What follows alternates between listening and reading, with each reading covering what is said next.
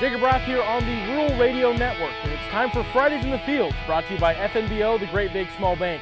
This year we're staying right here in Dawson County. I'm talking with Don Batie. He's a fourth-generational farmer celebrating his 150th year of his family's homestead this year, as well as a whole lot of on-farm research.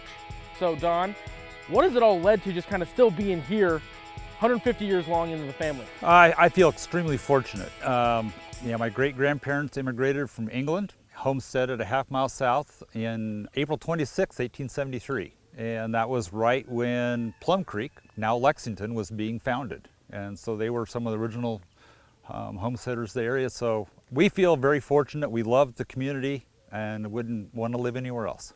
Absolutely. And you talked about it a little bit. Your family doesn't exactly have a traditional farm inheritance path, for lack of a better term. What has kind of been the path as from the farm getting from that homesteading to you now? My great-grandparents had 5 children, and their second youngest, who happened to be a girl, was the one who stayed on the farm. And then she and her husband had 10 children. The youngest was my dad, who stayed on the farm.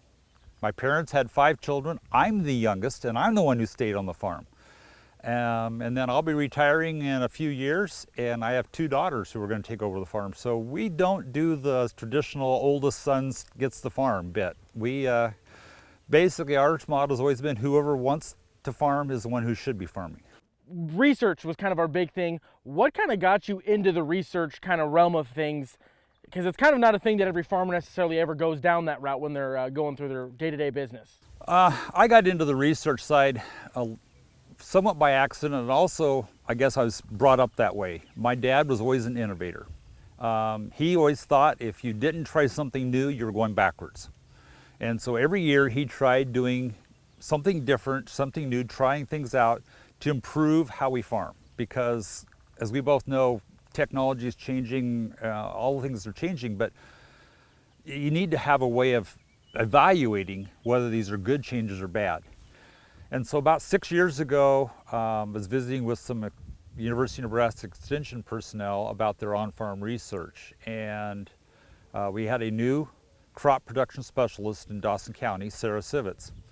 And she convinced me to try doing an on-farm research project with her.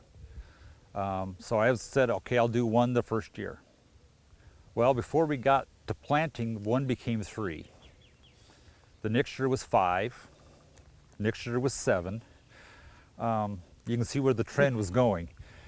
And we've been running between 4 and this year we have 8, which is the most I've ever had. But we've run at least 4 every year.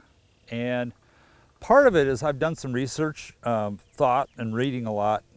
A lot of the Fortune 500 companies, they spend 5 to 10% of their budget on research.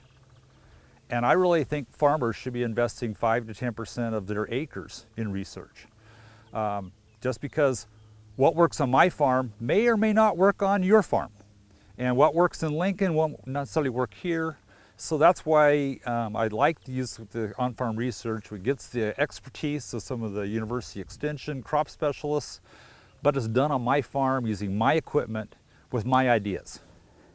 Yeah, and research is such a wide kind of swath of what that all is. What are some of the projects that you got going on this year? Most of this year's research projects are all involved with fertilizer or fertility. We have some 3 different nitrogen management studies going on. One, we have a satellite-based nitrogen study on wheat. We have a satellite nitrogen-based study on corn. And we have a fertilizer, a model, a crop model, who actually, we're testing a model on predicting how much fertilizer to put on the crops. I'm doing some soil or some amendments like Pivot Bio. We're doing studies with that. And then a few other non-traditional, you might call them, products. I'm also doing some other things like, I have a corn population study just to see what the optimum population for corn is. Perfect. And again, that was Don Batie, this week's Fridays in the Fields farmer. We'll be following him throughout the year as they're celebrating their 150th year on their Dawson County farm ground. I'm Jacob Roth, and this has been Fridays in the Fields, brought to you by FNBO, the Great Big Small Bank.